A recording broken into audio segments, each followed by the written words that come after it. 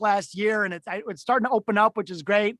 Jordan's been booking a bunch of new in-person speeches, which is sweet for us to see. But anyway, welcome everybody. I think we're going to get started. I know we have a few other people joining in, but I wanted to be respectful of everybody's time. So today we're going to do something a little different. We're going to do a little bit of a storytelling workshop. And I'm so excited to see so many familiar faces and wonderfully experienced, talented people like Bill and Shep and Eric Qualman. So please think of this as a participatory day, not a lecture. But I thought it would be a good idea for us. We often talk about the business side of speaking, to talk about actually some storytelling, a core ingredient of being an effective speaker. So let's take a quick look at that. And I thought I'd just actually open with, well, a story. So imagine that this gang here, we grabbed a plane, we flew over to London, and we're walking around the streets of London, and we're marveling at the architecture, and we're enjoying the hustle and bustle of the crowd, and everything's going great until we look down and we see this. Well, it turns out that cigarette butts are a big issue, not only in central London, but in many major cities around the world. And cigarette butts are, besides being ugly and unsightly, they're terrible for the environment. They're awful for small children or animals that may ingest them, just all around bad. And over the years, people have tried a bunch of things to get smokers to put their cigarettes in a good spot. And all these efforts basically fail. They try shaming people and issuing tickets. Nothing works. Well, enter this guy, Trewin Restorick. And Trewin is someone that I actually interviewed for the new book, but Trewin is cool to me in a lot of ways. First of all, he's not a celebrity. He's not a superstar. He doesn't have 13 PhDs. He's not a billionaire. He's an everyday dude. This guy wears wrinkly khaki pants and 10-year-old loafers. And he's just a normal guy that, he struggled through college. He was trying to pay the bills, and he was always connected to the environment. He just loved the outdoors. And when he saw this problem in central London, he said, maybe we could solve this. Maybe we could solve this with a small act of creativity, a big little breakthrough, you might say. So after our fish and chips at a local pub, we walk out into the streets. We're about to throw our cigarette butts on the ground until we see, this glowing in the distance. This thing is called a ballot bin, and it encourages smokers to vote with their butts. These can be customized in any two-part question. Trump's hair, real or fake? You could ask your favorite sport. You could say, do you prefer St. Louis or Austin between Eric and Shep? And the cool thing is that these are low tech. It didn't require $1 billion of investment. It didn't require regulatory approval, but they made a real difference. In fact, when ballot bins are installed, they reduce cigarette litter by 80%. Trewin has started this company. He's got 50 some employees. They're in 27 countries now, making a real difference in this cigarette butt issue. And the thing I love about it when I look at Trewin is we look at Elon Musk. It's hard to see ourselves in that. We say, good for him, but what about me? But when we see Trewin Restorick, we say, gosh, I could have done that. That's within my grasp. And it makes the whole notion of creativity and innovation something that is accessible to us all as opposed to out of reach. Okay, so I'm going to hit pause there on my little story, and I'd love to hear your thoughts. Was that story compelling? If so, what made it compelling? If not, what could have made it more compelling? So as mentioned, this is going to be more of a workshop than a lecture, and I'd love to hear what you guys thought of Trewin Restorick. Bill. Well, the first thing I noticed is that you presented it like a little mystery.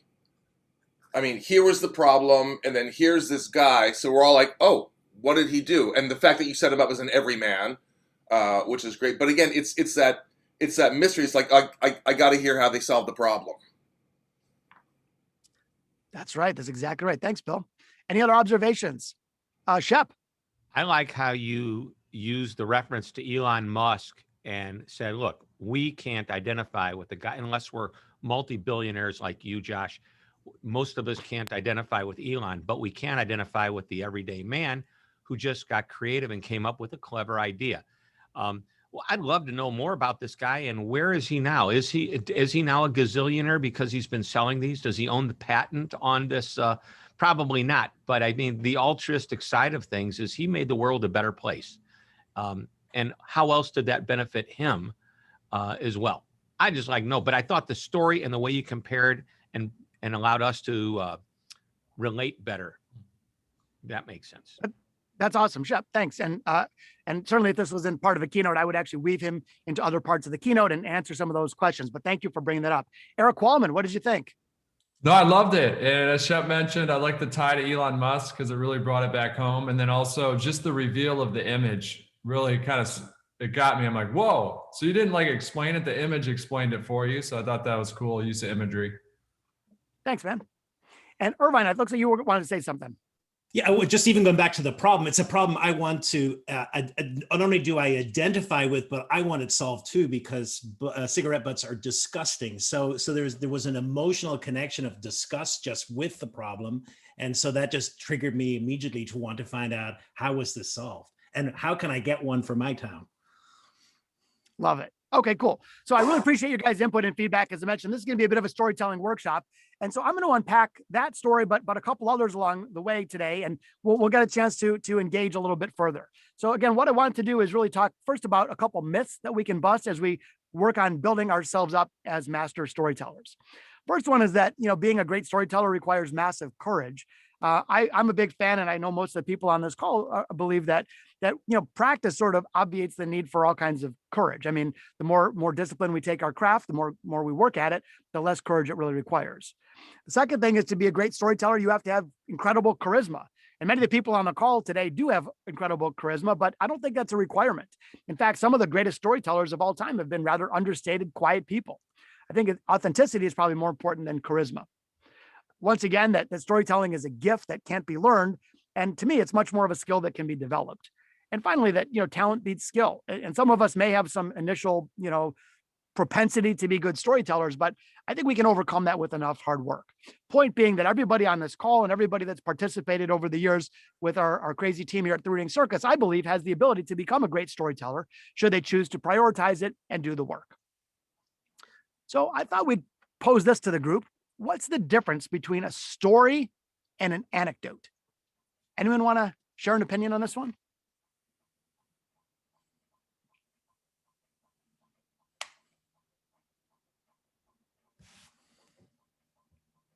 Well, my thought on it was that and I'm sure there's other definitions, but to me, a story has tension and release, and an anecdote is just sharing something. So for example, my little ballot bin shtick, I could have said, hey guys, I saw the coolest thing in London. It's called the ballot bin.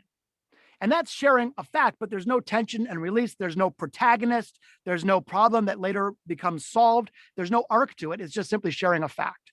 And so I think that the best way that I've seen anyway to articulate what makes a good story versus an anecdote is that it follows this pattern. And this is something that I try to use all the time. By the way, I'm not preaching in any regard. There are many other ways to tell stories, and feel free to disagree. I'm just sharing, a single perspective, not the only perspective. But here's the way I look at it. A good story begins with the problem, and you sort of take the audience down this valley of despair, as it's called. And then there's this moment, this pivot point where things change. And then ultimately it scales back up the mountain of hope.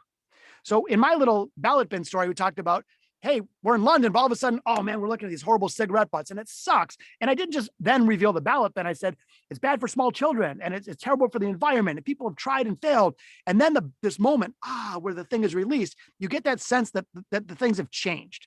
And I often talk about innovation. That's the point of innovation. But Shep, if you're talking about customer service, that could be the key customer service insight. But it's that aha moment where the story turns and then good things happen, rises up the mountain of hope. In this case, hey, he's in 27 countries. He's got 55 employees. How awesome is that? So it's funny, when you look at almost any story, fictional stories that folks like you and I tell on the stage, they tend to follow this pattern.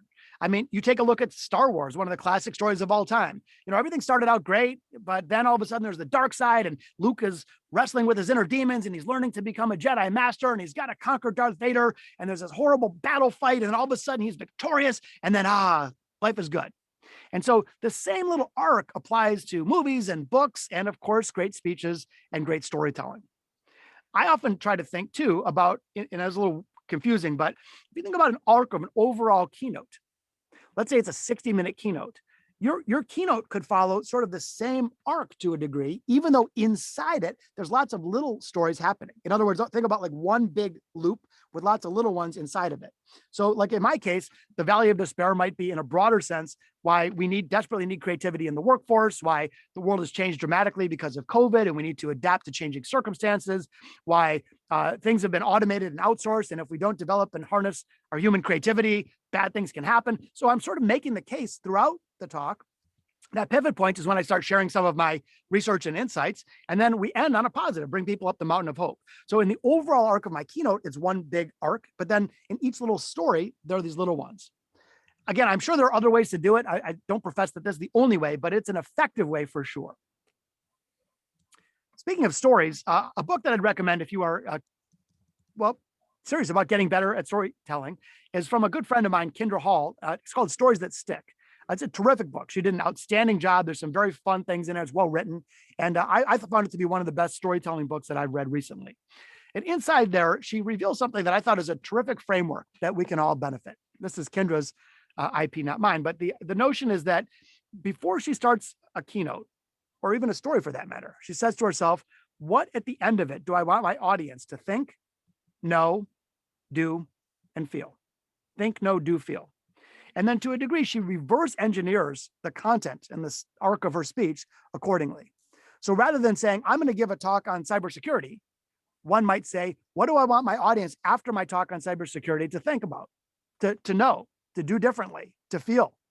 And with that in mind, that becomes kind of the North Star in Kendra's case that guides every content decision that she makes along the way. Think, know, do, feel. Another couple things is when we're talking about delivery itself, I thought these finally clicked for me. If you think about your voice over a continuum from high to low, the low end of your voice is resonance. This is CNN. Mufasa, it is time. So that James Earl Jones, that big voice, and that conveys authority and resonance. Whereas your enthusiasm voice, I'm like, oh my God, the guy from Ballot Bin fixed this. How cool is that? So my voice starts to rise up. I'm not quite Mickey Mouse level yet, but I'm starting to get to the point where I'm raising my voice and conveying enthusiasm.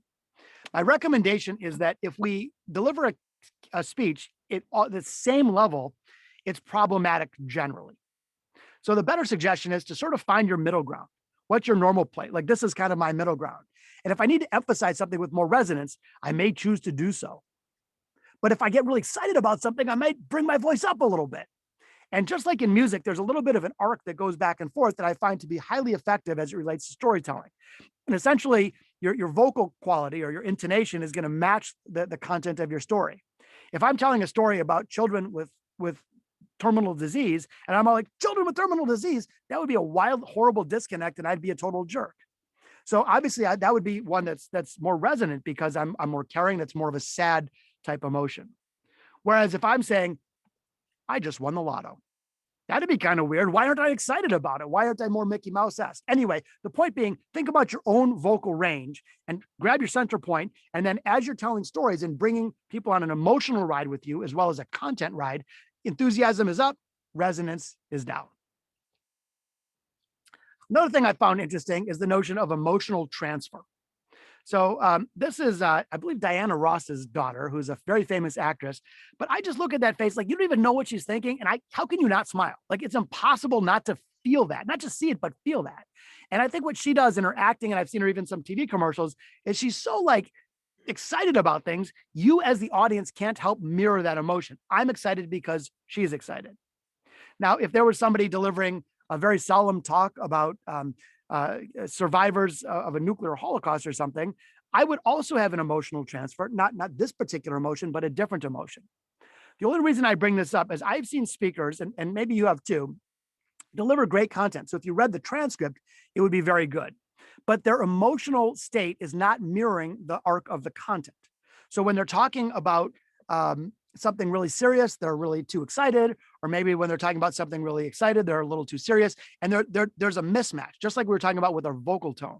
And so essentially the recommendation I would have for you in telling great stories is your own emotional experience should mirror the emotions that you want your audience to feel at each step of the story. So if I'm talking about cigarette butts polluting the environment, I should be communicating that emotionally. I'm upset that cigarette butts are polluting the environment. I'm kind of pissed off about it. That's terrible. I'm outraged. And so I got to communicate that with my whole being, my physical being, my gesture, etc.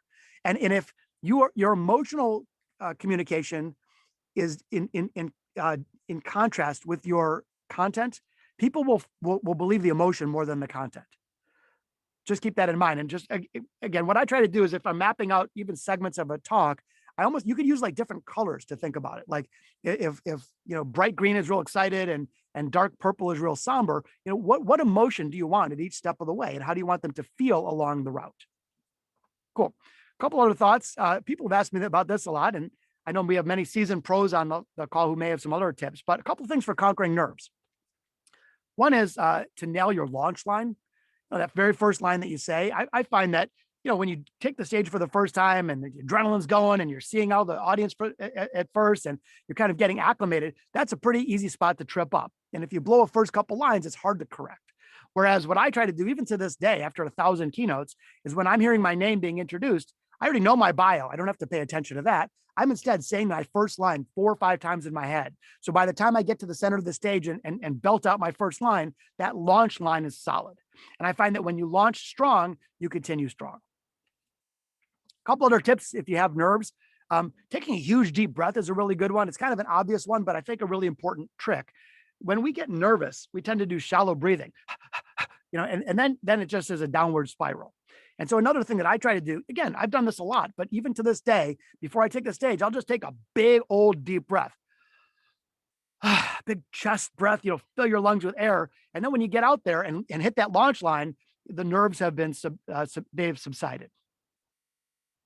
Another technique that I like to do is for nerves, I call it the friendly face technique. So it's simply like this. Many of you heard that saying, oh, if you're nervous, just picture the audience in front of you in their underwear. Most audiences, that you don't want to see that, really. That's not a good recommendation. Whereas instead, what I like to do is think about a friendly face. And maybe that's somebody who I just know and is part of my life, that maybe it's that one person in your life that you always feel smart around. Like they look up to you and they respect you and that kind of thing. And so I'm here in our studio with Connor, who I look up to as one of my heroes. But let's say I'm giving a speech and there's all these serious executives there and they're staring me down and I could be real nervous. I might, instead of trying to look at the whole audience, I might just imagine that Connor's sitting right there, row 7, seat 8. And now when I give my talk, I'm thinking about Connor. And I'm thinking about how when I'm with him, he puts me at ease and I feel comfortable and I feel like he generally likes what I have to say. And having that friendly face in the audience, an individual person, not just like in the abstract, oh, I hope the audience likes me. Literally, who's your Connor? Put that person in front of you. And if the nerves start to rise up, maybe just think, I'm just giving this speech, me and Connor, we're having a beer together. And it can be a very good way to dissipate nerves. And then finally, this sort of rule of 21, it's not actually, I suppose, a hard rule, but we see this with comedians all the time. And Bill, I'm sure you would attest to this. When we see Chris Rock or Jerry Seinfeld and they appear as if they're saying it for the first time, as if they just thought of this in stream of consciousness. Well, that bit has been practiced meticulously. And so if we're going to be professional and we want to be able to not just focus on what we're saying, but how we're saying it and tell the story with maximum impact, it's one of those old adages, but practice really makes the deal. And so when I try to take a new piece of content, I will literally practice it 21 times before I take the stage. Is that cumbersome? Yeah. Is it annoying? Sure. Is it, would I rather be doing something else at times? You bet. But when I take the stage and give that story that I've now shared 21 times in the mirror to my friends or to Connor or whomever, now I have the confidence. I can focus on other aspects because the words are already there. And it gives me the ability to tell the story with maximum impact. Okay, let's keep cruising along. Have you ever seen someone do this on stage? It's that little shifty thing. By the way, I don't even know how I found this. It couldn't be better. Just love Mr. Burns here. Anyway, I've seen speakers do this a lot. Let's say you're in front of a large audience and people eye contact, they tend to scan. So you go across like the top of the heads of everybody and the stories kind of go like this and you're going so fast. What you're communicating though, unfortunately to your audience is that you're not connecting with anybody. So the trick I would suggest that you do when speaking is don't scan. You're better off locking eyes with a single human being and almost like spend some time just talking to that person for 30 seconds. And yes, I understand if there's 1,000 people in the room, that means you're not looking at the eye in the eye of 999 people, but all those people will feel it because you're actually deeply connecting with one person. Then don't do that for the whole speech. Maybe then pick someone else in a different section and really connect with them and really make a meaningful eye contact as if they are the only person in the universe. And then perhaps shift over to somebody on the other side of the room. So the point here is that you are better connecting with one person at a time in different parts of the audience, rather than sort of scanning across the top, making everybody feel that you're connecting with no one. Cool. So one of the things that we've heard time and time again is that if you are more likable, you are more impactful. And so this isn't likability so you can get more social media followers. It's not likability to boost your ego. It's likability to make your speech more impactful and ultimately to drive your speaking business. So here's a couple tips on how you can boost your L factor when on stage. First one, I always love this. It's the humble handshake. Too often I've seen speakers blow it before their first word. And it goes like this. You're being introduced by the CEO of some company and you're all amped up and you can't wait to give your speech. And the person, says, so-and-so, please welcome. And you walk up and you give them like this sort of half-hearted handshake. You barely acknowledge them, scoot right past them because you can't wait to give your speech. The problem is that think about what you've communicated non-verbally. You've just told the entire audience something that's not what you want to communicate. You've shared with them that you are ungrateful, that you are arrogant, that you're dismissive, that you're unappreciative, like all the things you don't want to do. You just showed the audience that you're kind of a jerk. Here's the simplest trick to solve that. What I like to do is when I get that moment, when the person introduces me, and yeah, there's 5,000 people in the audience and I can't wait to share everything I know. I actually stop and I plant both feet and I square my shoulders up to that person and I shake their hand and I like an extra second or two, not creepy, but just like really have a moment. Like, heart straight on. I'm not sideways. I'm not in motion. I look them in the eye as if that's the only person in the universe. And what's happening is while I'm not doing that with the entire audience feels it. And now before I say my first line, the difference is they say this person's caring and grateful and humble and open-minded and respectful and all the things that you actually want to communicate. So much can be said or lost in that simple handshake. Take 2 extra seconds and make it a good one. A couple other ones for you. We find that when people are overly boastful, we don't like them so much. And you probably have someone like that. Maybe it's a friend of yours that's every time you tell a story, they have to top your story and they're always telling you how great everything is. And you're sort of like, good for them. And I just never want to have them to a dinner party. No, thank you. On the other hand, when somebody is open and they're like, look, I am a person. Let me tell you what I screwed up last week. And man, I just blew something or I don't have all the answers. Now you kind of like them more because they're more real and they're more human because we're all like that. None of us are perfect. And so as a speaker, I find too often that we are trying to project perfection and it backfires because it looks like arrogance.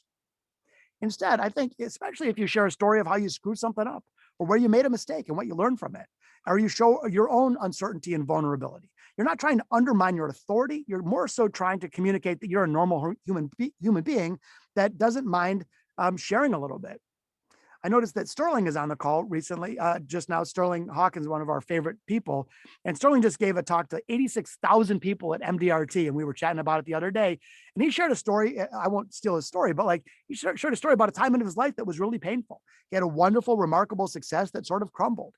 And this story made it, and we were kind of going through it together. And it made him feel like, I was like, Sterling, this is beautiful. Like, I want to reach through the phone and hug you, because it showed what a beautiful human being he was. So I just think that we can, the instinct is to project perfection, but the trick is to project vulnerability if you want to boost your L factor.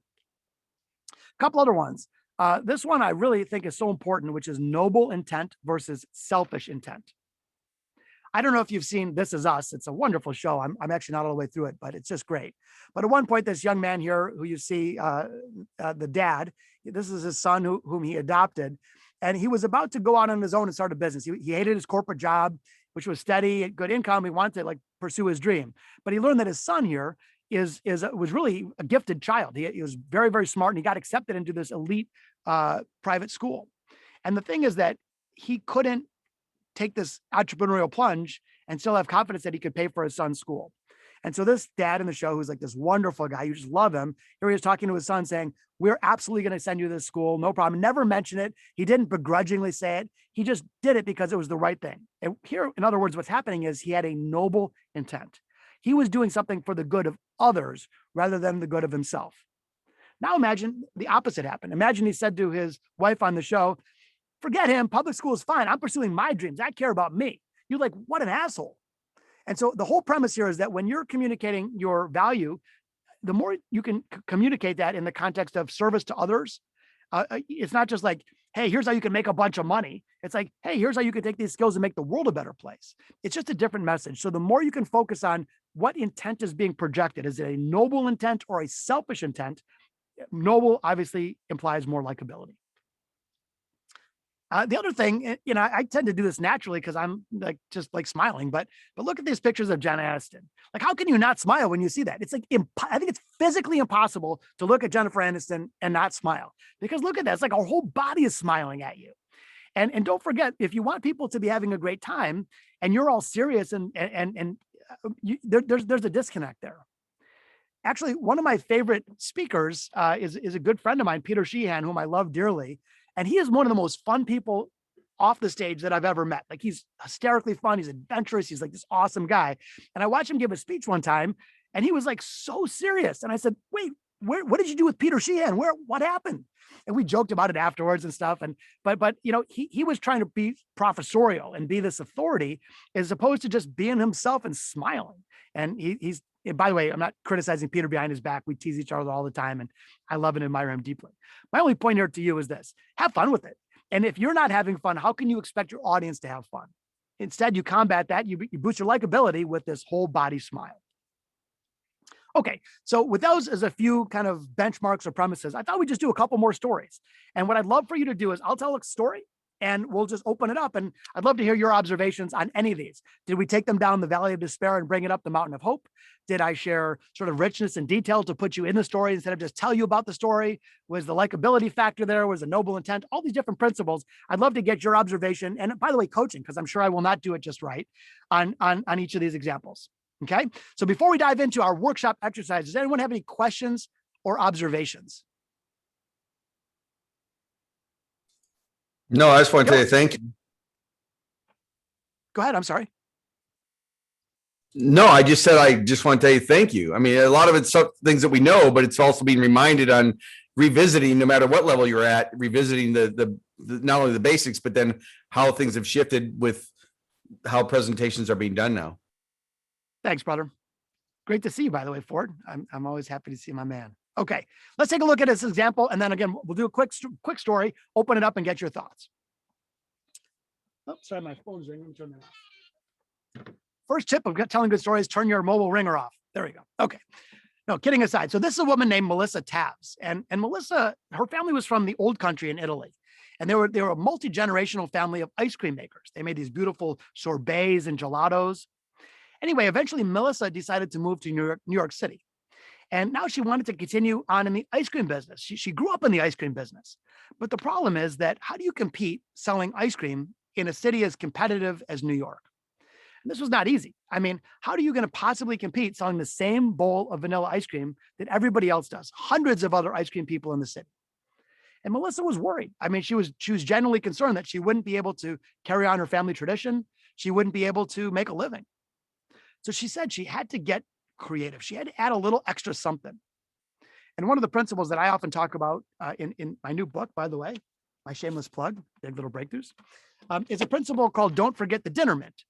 And the dinner mint principle is just simply the notion of adding a little teeny extra creative flourish to make your product or service or approach otherworldly. In other words, delivering good quality basics is just the ante to play. If Melissa launched a ice cream that was good vanilla at a decent price, who cares? So Melissa started thinking, is there something that I could add, just a little something extra, 5% or less, that could make my ice cream really stand out? She started thinking, she started experimenting, and lo and behold, she launched something which is really cool, which is booze-infused ice cream. Her brand is called Tipsy Scoop.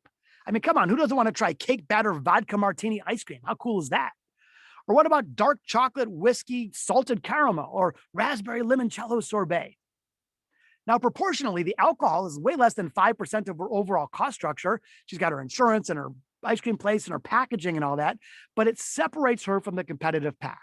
That one little extra something makes her stand out, become remarkable, as opposed to an also ran. And the results, well, truly have been very special. Today, Melissa, in the highly competitive world of ice cream in New York City, has 2 packed retail stores. She has a corporate catering business. She has a cookbook that's a bestseller. She ships her ice cream to all 50 states. And she is the one and only Tipsy Scoop booze-infused ice cream maker. I'm sure her parents would be proud. Okay, so that wasn't the greatest story in the world. It's just a little one for you, but I'd like to open it up to you. What was good about that? What was bad about that? What principles did we follow? Which ones did I ignore?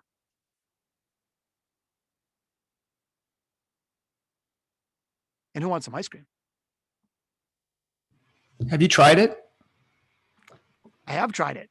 The reason I tried it, by the way, is I ordered it for my daughter's Chloe's 21st birthday. And I'm sure that it was the first time she'd ever tried alcohol too. So it was a pretty big, thing, 21. I'm sure she See, waited. that's the story I want to hear. Yeah, man.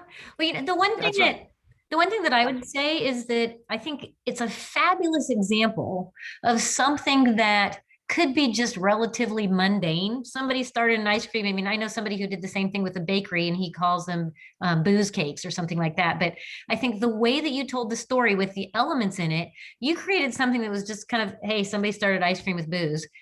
You actually created literally interest out of something mundane. And so for me, just the pattern and the path of, hey, look, I'm going to do this intro and then I'm going to identify, what the problem is, what she's trying to face. I mean, so to me, just it's that example helps me to be able to identify. I have hundreds and hundreds and hundreds of stories that I could turn into that same thing with these points, kind of with this formula, if you will. But it comes off so natural because that's the way we talk to people when we tell them something that we just learned. So thank you. I appreciate that. Thanks a lot. That's awesome. Before going, I just want to jump back to Jeff's point because Jeff, that was an awesome point. So sorry, maybe it was okay, but how could I have plussed it up? And Jeff instinctively connected with that. He's sort of like, well, why does that matter to you? Have you tried it? And the fact that I tried it and I shared it with my 21-year-old daughter, like, how come I didn't share that? Which is an awesome point. I think it's important that we know as speakers, we don't always have to be the protagonist of every story. In other words, I can tell the story of Melissa Tabbs even if I never tried it. But if I do have some personal connection to it and I can make it personal, that would have taken it up a notch or two. Jeff, that was a great observation. So thank you for sharing that.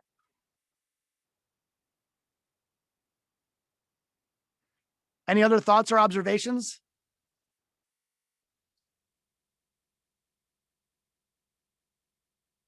All right, let's do one more. I was going to say, Oh, go ahead.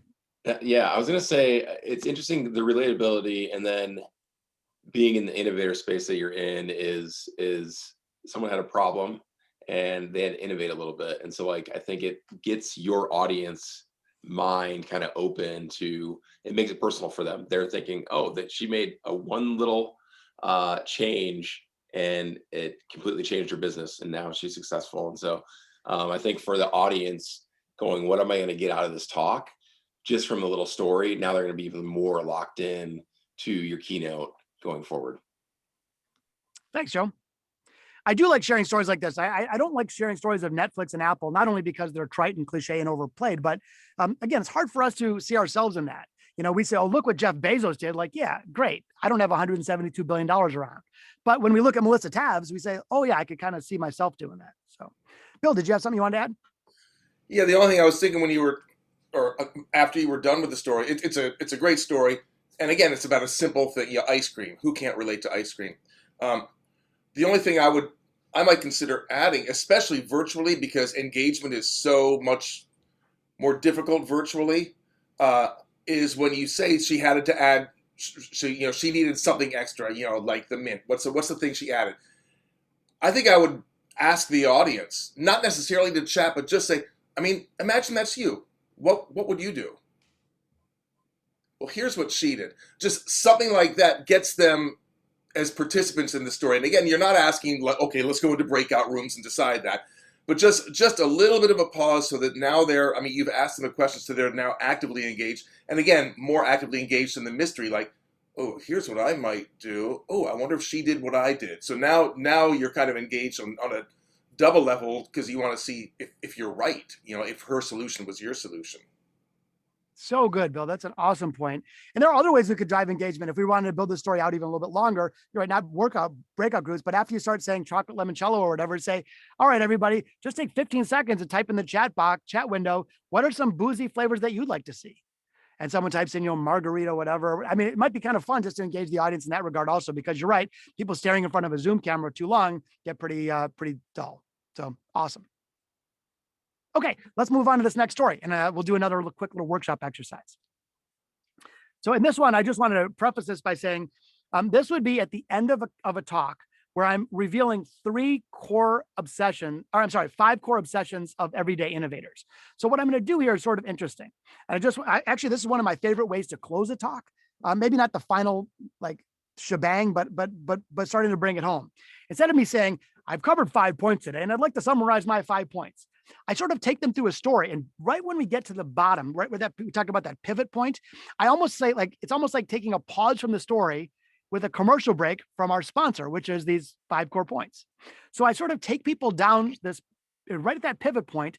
I then reinforce the points I'm trying to make, and then let them see how those points reveal themselves in the remainder of the story. Easier once I show you, but I just wanted to let you know that's what I'm going to do here so you can keep an eye out for it. Okay, cool. Let's dive in. So I'd like you to meet Jesse Cole. I've actually gotten to know Jesse recently. He's a pretty cool guy. He read one of my books and reached out to me, and we became friends. And here he is in his Curious George outfit, and he's looking all dapper, but he wasn't always this chipper or clean or successful. In fact, at age 23, Jesse was flat broke. I mean, we're talking ramen soup 5 nights a week broke. And the thing is that Jesse, he really had a dream. He wanted to be involved somehow in professional sports. And that would be great if you had a giant trust fund, but that wasn't Jesse. In fact, he was really struggling to break into the industry. It's very competitive. And a guy like him, he was the underdog by all stretches of the imagination. So at one point, again, at 23 years old, he learned that the baseball team, the minor league team in Savannah, Georgia, was going bankrupt. They played here at the historic Grayson Stadium, and it was this cool stadium, but it had fallen into ill repair. It was basically crumbling. And any given night, a couple dozen fans showed up, and the team was just a disaster. So eventually the team went into bankruptcy. By the way, Jesse didn't even live in Savannah, Georgia, but he heard about it. So he travels down there on a bus. He shows up at the bankruptcy hearing. He's the only person that shows up. And so not knowing what else to do, the conservator said, okay, we're going to give this guy a shot. So now Jesse all of a sudden takes control of this team, but he has no idea what he's doing. He has no resources, no experience, no capital. All he had was a big heart and a big dream. But he also happened to have at his disposal, as we all do, the principles that we've discussed here today, the 5 core obsessions of everyday innovators. So here's what Jesse did. First, he had to start before he was ready. He didn't have a game plan. No one gave him permission or a directive. He didn't have the bank loans lined up. He just got after it, recognizing full well that he would need to course correct and adapt along the way. Number 2, he embraced this break it to fix it mentality. That whole if it ain't broke, don't fix it thing, to him, that was nonsense. And so he decided to study every aspect of the game and every aspect of the fan experience, looking for ways to disrupt and rebuild in a better manner the prevailing approaches in baseball. Third up, he had to use every drop of toothpaste. As we covered before, this is about being scrappy and resourceful. And that was Jesse, to be sure. In fact, Jesse and his wife at the time sold every possession they owned. They literally slept on an air mattress in that stadium for a year while they were trying to get this new team off the ground. He knew he had to reach for weird. The traditional approaches weren't going to cut it, so he had to push the boundaries and be a little bit unorthodox and challenge himself to find that oddball approach, which might cut through the noise and attract fans. And finally, he had a lot of adversity. He stumbled, he got knocked down, but he had the wherewithal to get back up in this fall 7, stand 8 principle. So here's exactly what Jesse Cole did. First thing he does is he renames the team the Savannah Bananas. A memorable name, but a lot of people opposed it. Many people said they were going to run him out of town. Nonetheless, Jesse persisted. As mentioned, he studied every aspect of the game, and many people complained that baseball is a rather boring sport. So he had to spice it up. What he ended up doing is having some fun. In between every inning, the players do choreographed dance routines to pop songs. He carefully examined every aspect where the game was boring and punched it up and made it more fun. Almost like the Harlem Globetrotters of baseball to a degree. Next up, instead of objectifying young women in bikinis cheering the team on, he said, let's do the opposite. He has the Savannah Nanas, the senior citizen female cheerleading troupe, And not to be sexist, by the way, he also has the dad bod cheerleading squad. I can certainly relate to that one. So what ends up happening? People fall in love. It's authentic, it's real, it's different, it's creative. And before long, people start showing up dressed up as bananas. Jesse told me that since he's had hundreds of people literally tattoo the Savannah Bananas logo on their physical body. They fell in love that much, they're tattooing his brand on their bodies. And with all the excitement and all the momentum, and Jesse in his bright yellow tuxedo, he has 7 of them, one for every day of the week, fans fell in love. The stadium starts to fill up. Jesse's cheering them on. Every night, something different is happening. And before long, every seat is sold out. In fact, Jesse told me that he's sold out every single seat of the 4,000 seats for the last 100 games. And currently, there's a 10,000 person waiting list to buy a season ticket. Jesse told me, he said, we focused on the fan experience. We barely looked at baseball, but because everyone was engaged and they're cheering and they're into it, the players started playing better. And as a result of all his creative approaches, Jesse was able to lead his team to a national championship. This is what Jesse was able to do with no resources at one of the most difficult periods in his life. Think what we can do with the resources at our disposal. Okay, so there we go. There's the story of Jesse Cole, true story. He's a really cool guy, by the way. Got to get to know this guy. But what were your observations on that one? What patterns did we follow? What could he have done better? What are your thoughts? Well, I just want to confirm I live in Savannah and I've lived here for about 1.5 years and I have not been able to get tickets yet. So, COVID obviously interrupted last season, but this the first season I was here, the first summer I was here, I tried several times to get tickets, couldn't even get in. So. Well, now you know a Jeff, guy that knows a guy. I know a we'll make an guy who introduction knows for a you. guy. There you go. So no, I think it's a great story. And, the only thing I wanted to see was your visuals were great. I wanted to see it's a moving game. I wanted to see video supporting your conversation, no audio with it, but I wanted to see some movement behind you. Excellent point. So Josh, I noticed not only your voice changed when you started the pivot to go up the Mountain of Hope, but your energy, your energy changed. So when you were talking about, him and his wife sleeping on an air mattress for 1 year, and you were telling the story, I kind of felt like myself tuning out a little bit because it sounded like a kind of a down in the dump story. But then your energy shifted when you started talking about and I noticed that I engaged more, just sharing, my response. And I think it's inevitable not to do that because, you're telling the story and then I feel like I'm getting excited for this guy and this team and everything that's happened. So your energy shift was, I could see it. It really worked. Thank you, Sean. It's funny. So like when I play music, by the way, I'm a musician and we've talked about this before. So if all I do is play fast notes, the notes don't sound that fast anymore. But if I leave a little space and then I do a fast flourish, then it's very remarkable. So if I started that story guns a-blazing at a level 10 energy, nothing would stand out. But because I brought it down a little bit, that's the beauty of it. Because then when you feel the shift, and I wanted you to feel sad for him, like, gosh, this guy's sitting on an air mattress and that sucks. And I probably didn't do it well enough here, but lower your voice and be somber about it. Because then the reveal becomes so exciting. And so thanks for pointing that out one. That's awesome. Irvine. Yeah. So, absolutely, you brought us on an emotional journey. The only thing I would say is I'm rooting for him so much that now it goes without saying the question in my mind that I'm left with, how did he do during COVID? Is it okay? Is it still going? So it's just so much part of our reality now that as I leave that story, that's what I'm left with. I'm rooting for him, but I want to know that everything's okay. One of the hardest things, so I spent hours with Jesse Cole. And he started a YouTube channel and he's got the subscription service and he did this thing with COVID where he did half stadium and literally got all the season ticket holders to agree to half the game so everyone could still have a ticket and he's still thriving and blah, blah, blah. But it's hard to get everything that you know about somebody into a story. And by the way, I'm not saying I did this right. I'm sure I could do different and better, but sometimes we have the urge to if we know something about a story, you want to tell the person everything you know about it. And sometimes the hardest part is saying what not to share as opposed to what to add to it. A good observation, though. Any other quick thoughts on our friend Jesse Cole in this story? Bill? Just a thought based on what Irvine said about the COVID thing. for the next at least few months, that may be a question that's on people's minds. And you don't want to leave the audience with too many unanswered questions, because then they're not really focusing on what you're saying, although you're kind of ending with this. But that might work out where you can say, and by the way, he found some unique ways to survive COVID too. If you're interested in that, I'm going to be at that table back there selling copies of my brand new book. I'll be happy to tell you what he did. Yeah, if only you have a copy of it. Yeah, exactly. So it could be a thing like you kind of, he's doing fine, and if you want to know how, come see me, and I'll be glad to tell you. It kind of answers the question, and then you can just move on. So good. That's a great thought, Bill. Thank you for sharing that. Okay, cool.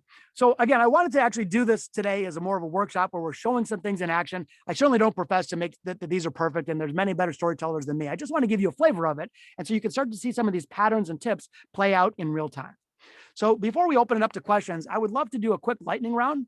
And I would love for anybody, if you feel like it, to let me know what's one key learning that you had from today. I'll go, Josh. I think my big learning is it doesn't take much actually to tell a compelling story. I told those stories in a very short amount of time, and you just using the right nuggets and the right, the right words, the right phrasing, the right voice inflection. It doesn't take a lot of effort to really craft a good story. Awesome. Thank you for sharing that. Other observations, Bill? I like the idea of the arc, of the reverse arc, and I think what you're saying is being intentional about the arc, being conscious of it. A lot of lesser storytellers, sometimes they hit it, sometimes they don't, but mostly they're just telling chronology. This happened, then this happened, then this happened, then this happened, and there's no emotional arc there. But when you realize, okay, I need to take them down here to the despair, whatever you call it, and then bring them up, virtually any story can lend itself to that. But when you're conscious of that, now you can start to change the shape of the story, as opposed to just, here's what happened in sequence. The sequence is not a story.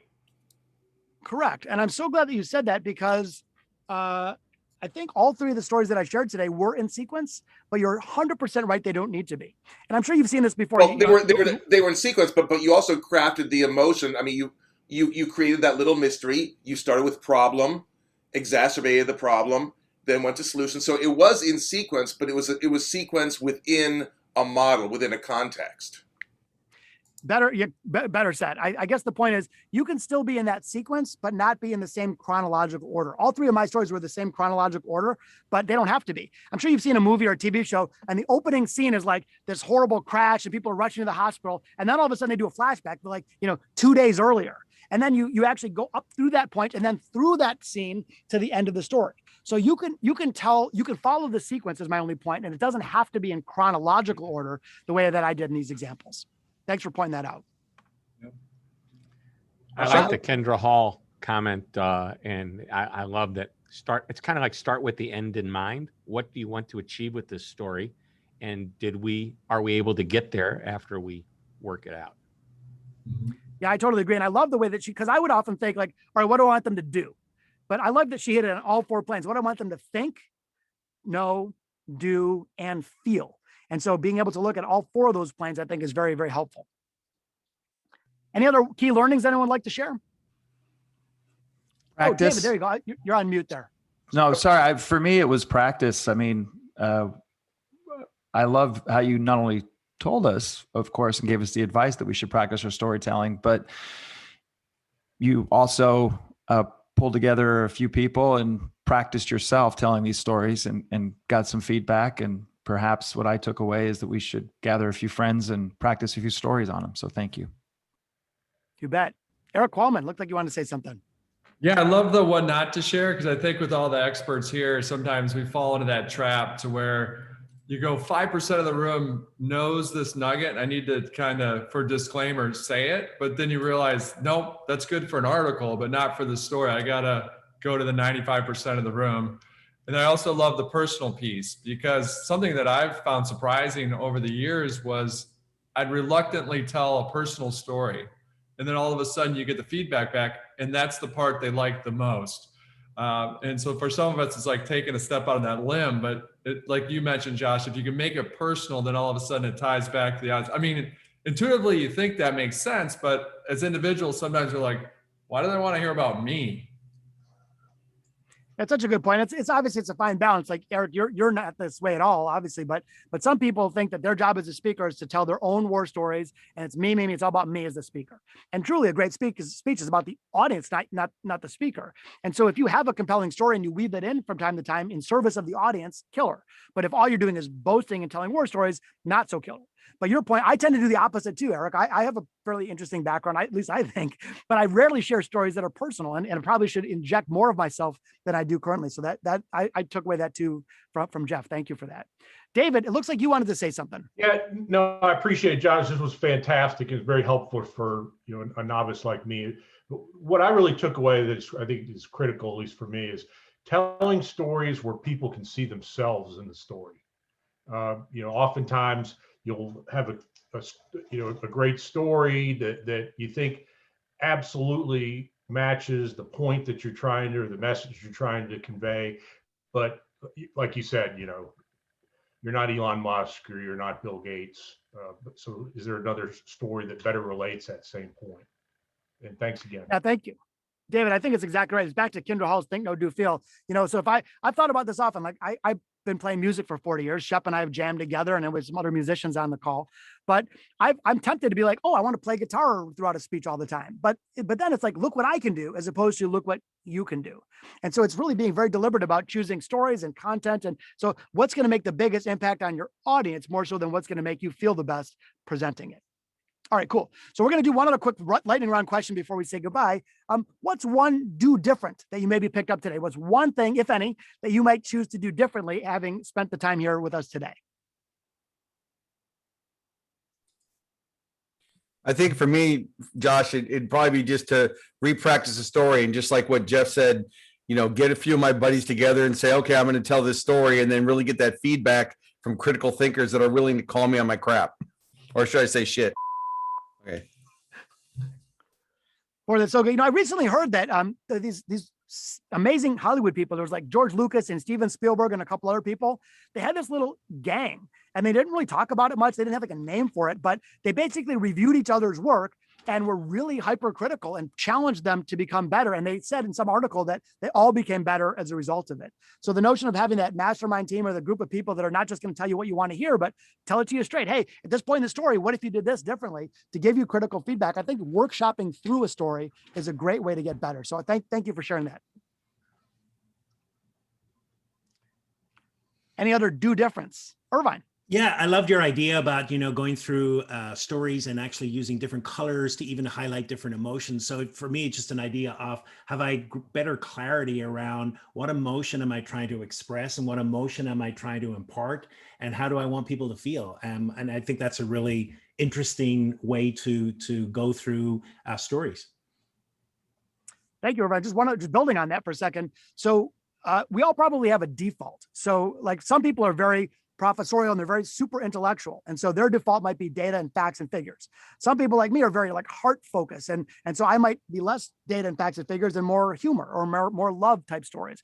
Other people might be something else, but it's kind of good to know your own default. And then if you are going to color code your speech, make sure that it's not all blue or all red or like 98% green and the red, so make sure that there's variety, because that multimodal approach where you're bouncing people between a few different modalities of feeling and emotion is even better than just sort of the same mode all the way through. Cool. So, well, thank you guys. I really appreciate the time with everyone today. I hope this was impactful. And just before we go, we have 5 minutes. Does anyone have any questions about this topic or anything else that I might be able to answer for you? Well, this isn't a question for you, but I got to have Ford send us his technical specifications for his background setup there with the lighting and the camera and everything, because it's pretty impressive. So I thought I had a pretty good setup until I see Ford there with the Well, I don't want to derail the meeting, but if anybody wants to know how I did it, I have a whole setup. I have a video that I normally sell. I will give it to anybody who wants it. That's in part of Three Ring Circus. So it's a video that'll show you Stream Deck, vMix, the switcher. It's very similar to what Josh is doing right now with OBS. And it's very easy to use. So, whether you're putting up a picture or something, it's just, you can put an overlay or take the overlay off and you just have your camera. So email me at ford@primeconcepts.com and I'll send you a link to the landing page that gives you a rough overview. But then if you want to actually set it up, jump on Zoom with me and I'll help you set it up. Sorry, Josh, to take it away from you, but I did like your colors as well. I loved how your background color always matched the photograph. So thanks, man. No, not at all. And Ford, thank you for your generosity. I really appreciate it. I know everybody else does.